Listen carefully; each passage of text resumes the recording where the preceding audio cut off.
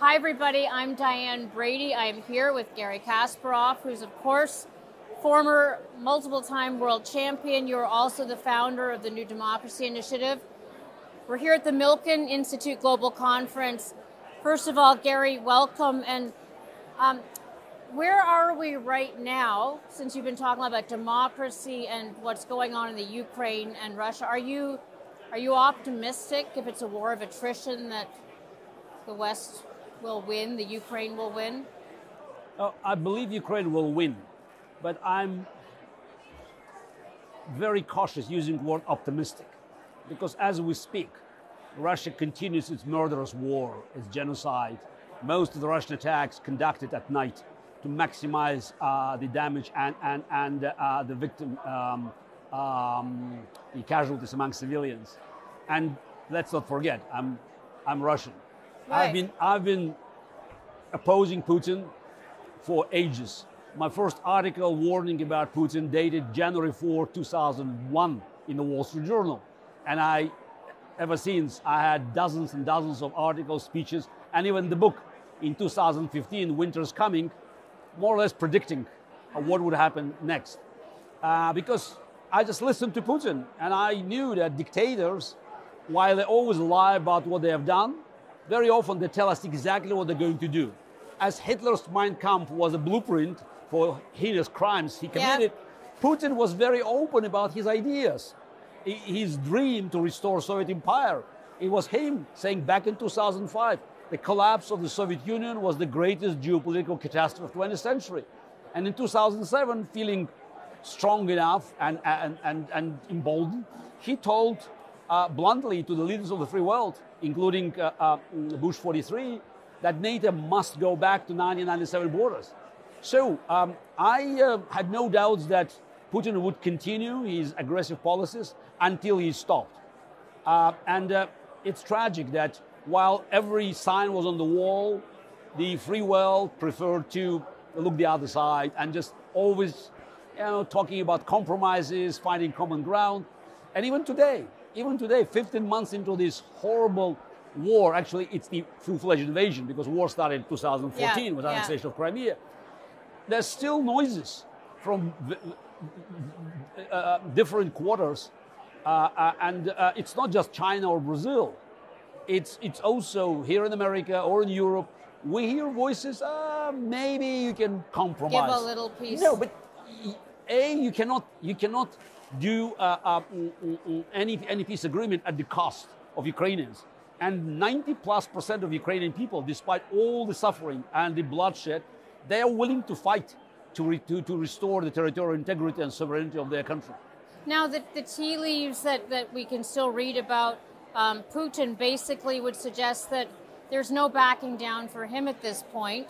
So what do you see as the end game? Because you're talking to a lot of people over there. Even what's the mood in Russia? I hate telling people bad news, but unfortunately, this war will not end as long as Putin stays in power. Because for Putin, as you said, he burned all the bridges. He knows that.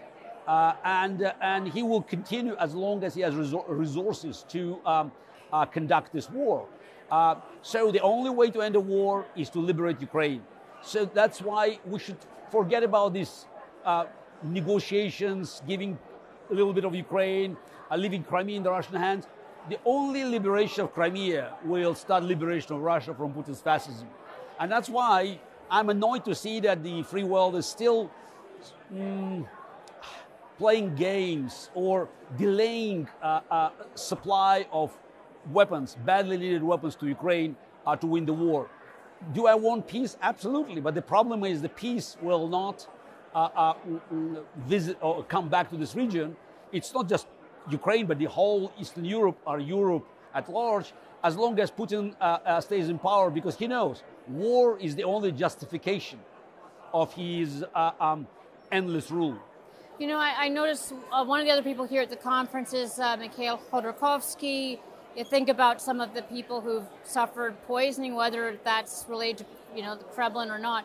Do you ever feel personal risk for what you're doing, and does that give you pause? Look, of course, I did feel personal risk. I do feel personal risk, but You mentioned Michael Khodorkovsky, very good friend of mine, an ally. He will be here tomorrow. Yeah. And we're working together now, trying to offer our country a chance to come back to the family of civilized nations. But when you mention Khodorkovsky or Alexei Navalny or Volodya Kara-Murza, yeah. all friends and allies, or we can recall great Boris Nemtsov, late Boris Nemtsov, killed in 2015 in front of Kremlin, another great leader of Russian opposition. So my risk is incompatible. So I'm here. I'm sitting here in LA talking to you while Navalny and Kara-Murza are just and thousands of other political prisoners. Yeah. Let's not forget, Russia has thousands of political prisoners. We don't know even the exact number because people get arrested almost every day now for a tweet. You put a tweet, anything in social media. Even, there was an arrest. The woman, she just ran a bakery. And she was arrested for, obviously she made a sign, a cake that had blue and yellow colors. And it's amazing that it says, I grew up in the Soviet Union, and on May 1st, today is May 1st, we had these demonstrations, and you say peace. So today, if you go with peace, I mean, you go to jail, you cannot say peace. So you cannot say stop the war. This is, it's Kafka, Orwell, Zamyatin. So Putin reconstructed this, sort of the worst fears of these dystopian books. And also, somehow Putin regime combined the worst traits of Russian history, going back to the cruelty of the Golden Horde, or messianic concept of Byzantine Empire, all-powerful tsars, yeah. and then Soviet mythology, KGB arrogance in handling global geopolitical affairs, and it's all like brought together, glued by his beliefs that might is right. He grew up in Leningrad, it's like a street fighter. But it's not unique to Russia. What's interesting when you look at your new democracy initiative, we're seeing obviously that sort of, I'll call it strongman politics. Maybe there's a woman in there. In countries in Europe, we've seen it in this country. What do you make of that? That was the idea behind creating the democracy initiative back in 2017. Addressing the threats to democracy coming from fringes. You have on the left, you had attacks on private property and market economy. On the right, attack on liberal democracy, on the foundation of liberal democracy, looking for a strong man to solve the problems. And the plan that I laid down was to use experienced people like me or many other dissidents from all over the world to actually tell Americans that democracy is worth fighting for. Democracy doesn't exist without your participation. Yeah. Don't take it for granted. I think that's one of the problems in America, that is many things that constituted the American democracy have been treated as air. It's here. It was here. It is here. It will be here. No, absolutely not. You have to be active. You have to defend democracy if necessary. And events in America in the last few years, and of course, culminated in January 6th, demonstrate that you can't let it go just automatically. You've been a public figure for most of your life. Was there a moment where you knew you had to speak out? Did you want to speak out? Has it always been your personality, or did you feel compelled because things were going so badly? Maybe that moment was Putin, but I don't think it... No, it started early, much earlier. Look, I grew up in the Soviet Union, and chess champions, they were very important kind of luminaries. You were the youngest ever I was the world youngest champion. world champion. I won the title in 1985. And also, I was a rebel because I had to fight Anatoly Karpov, the darling of the system, Russian world champion. I'm half Armenian, half Jewish boy from Baku. Yes. So from the deep south of the Soviet Union. So I was an underdog. And I also traveled around the world, and I grew up in a family where I got an education that helped me to understand the deficiencies of the Soviet system. So I tried to make a difference. That's what I learned from my late mother. It's not just about winning the game, it's about making a difference. And from the very beginning, I joined a nascent pro-democracy movement back in 87, 88. But Only, in the beginning of the 21st century, I decided that it would be time for me to actually shift from chess, professional chess. I was approaching 40, and I thought time to do something else where I could have a chance making difference again. And I was horrified to see that KGB was coming back, because in 1991, I was, as all of us, as almost everyone, followed the same path as Francis Fukuyama when he wrote his book, The End of History. We thought that's it, liberal democracy has won. You must understand, you certainly have seen a lot in the aftermath of Gorbachev's death about what happened, in the Soviet Union and that almost nostalgia. Yes, 1991, the end of the Cold War, was treated by many in the Soviet Union as 1918 in Germany, the end of the World War I. So the war was lost, but the country couldn't feel it. So there was economic hardship, the system collapsed, but no military defeat. So that's why it was easy to sell the idea of, knives at the back. So somebody betrayed us, Gorbachev, Yeltsin. So, and what's made things worse is that as in 1918, 1919, the free world failed to come up with a plan. America, that had a very clear plan from 1946, from Harry Truman to Ronald Reagan. Took us a while to get it in place. Exactly, yeah, there was a plan how to fight communism. Yeah. All of a sudden, there was a vacuum. Soviet Union has gone, and okay, let's get rich. So America lost its sense of leadership. It was still the strongest, the richest, the most powerful democracy in the world, but it stopped leading, offering vision for the future. And the problem is, the moment you stop offering the vision for the future, there is no vacuum. Somebody else comes in. You think you walk away, as Obama thought, we would leave the region, let's say Middle East. No, the moment you leave, someone gets in, and we know who is getting in. Putin, Xi Jinping, ISIS, Al-Qaeda, all sorts of guys that will benefit from the lack of the resolve of the free world. Now, if do you have to dismantle the whole oligarch structure? There's a lot of people who have sanctions against them right now. Does that matter? Can there be a healthy democracy in Russia if we get rid of the head of state? And I mean we in the... Look, let's not forget, Russia is a lost empire on this planet. It's still empire.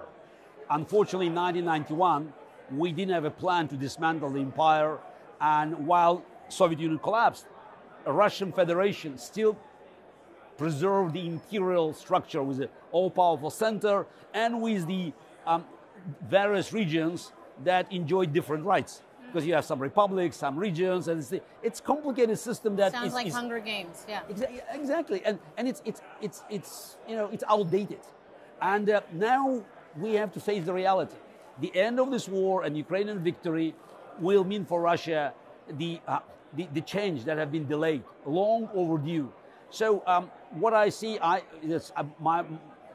as my role in the process is working with people like Michael Khodorkovsky and others, is to reestablish Russia's position in the world. By the way, when I say Russia, I am almost certain that Russia will not survive in its current geographical borders.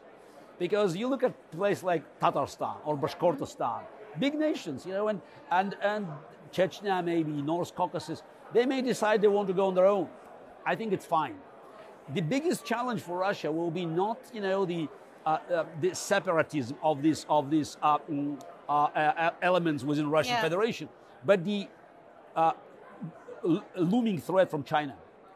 This is it. And by the way, in Russia, people talk of a new Cold War, and they talk about a China-U.S. Cold War, and they think about the same concept. China looks at Russia as its colony, and while we're talking about pieces of land in Crimea or in Donbass, China has a claim, official claim, for Russian territory, size of 1.5 million square kilometers, based on a gap between two treaties between Russian Kingdom in 1685 and Russian Empire and China in 1860, when Russia forced China to give up territories.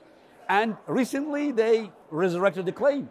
And Xi Jinping, I'm sure, looking at these lands, vast lands of East Siberia and Far East, as a potential prize. That's why I don't say China and Russia partners.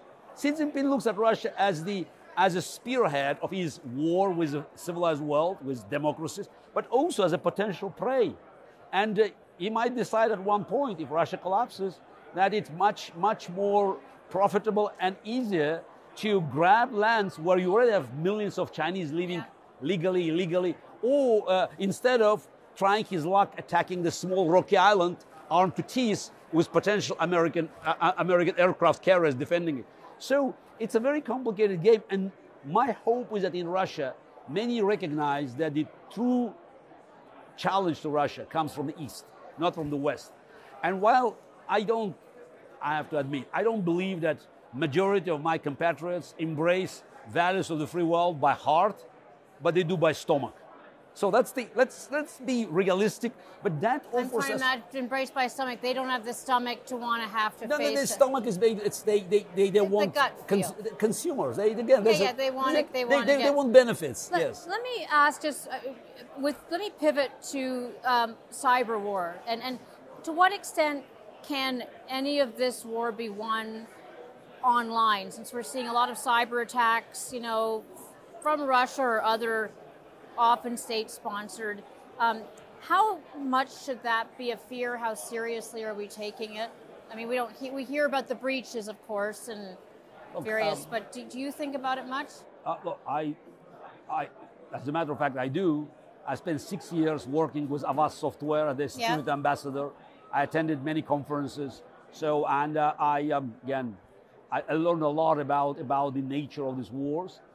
They're real, but at the end of the day, every war ends up on a battlefield. So it is all the hybrid wars. It's a prelude for a much bigger challenge. I think this threat posed by the authoritarian regimes and all these terrorist organizations and other force of democracy to our infrastructure have been underestimated. And they got cocky. They decided they could just go even further and further. Look, we still have a huge advantage, technological edge, over any other country, including China. For those who say China is too powerful, how can we challenge them? Simply, pandemics. The virus came from China, vaccine from America. China had 6 months head start, and they failed to come up with a working vaccine. Yeah. So it's free people always have an advantage in creating new ideas. So we can't stop this development. For those who say, oh, cybersecurity, AI, we have to limit the development, forget about it. It's like, unfortunately, like it or not, it's like nuclear deterrence. So you just have to send a message, clear message to Putin's and Xi Jinping's of this world that you try, you will be annihilated. And I would be remiss if I didn't ask you before you go about generative AI, especially since, of course, you famously, played one and then was defeated by Deep Blue. How do you think about AI in the context? Because we're at this tipping point where people see the potential, and now there's also seeing a very real threat. How do you view it? I'm an optimist. Yeah, I actually probably more likely I'm a realist, because I just believe it's another technology, and in the past, new technology always made us stronger and faster. This technology, in my view, have to make us smarter. But we just have to recognize that every technology, it's like every coin has two sides. And unfortunately, from history, we also know that every breakthrough technology first, was used for destruction, because it's easier. It's easier to destroy than to build. But, we have to stop, this paranoid conversation about the dangers. Is it dangerous? Yes. Could it destroy, jobs? Yes, as it happened before. But by destroying jobs and industries, it creates new industries.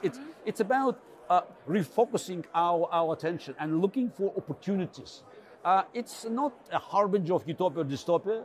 It's not a magic wand, but it's not a Terminator. It's a technology. And I've been engaged in many conversations. I had my book, Deep Thinking, back in 2017. And when machine intelligence ends and human creativity begins. And I still believe that we have to reevaluate our relations with computers. They become more and more powerful, but still there is a room for human creativity. Mm-hmm. And we have wild dreams. Why not to use these machines to realize our wild dreams? Because at the end of the day, just tying AI and cybersecurity and geopolitics, humans still have monopoly for evil.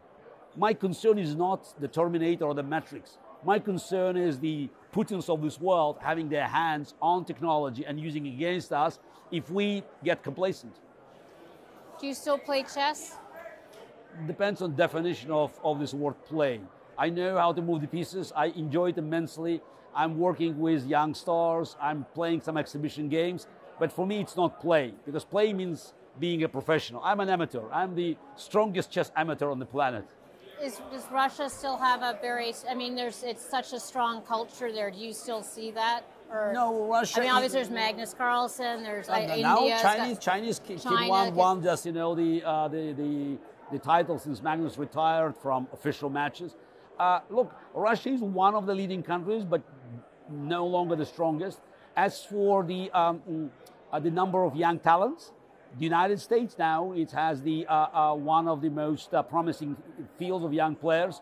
I can proudly say that Kasparov Chess Foundation made big contributions since 2002. We started our programs in this country, both, you know, the blueprint for schools, and since 2005, an academy for young stars. There are probably 21 already grandmasters graduated from our programs. Oh, very good. So again, you don't see it because it doesn't make it a front page of a newspaper. But you know, I can tell you, America is now easily makes, you know, to the one of the top countries in chess development. That's excellent. Well, hopefully we will play out these issues on the chessboard. And thank you for joining us. Thank you very much. Thank you for inviting me.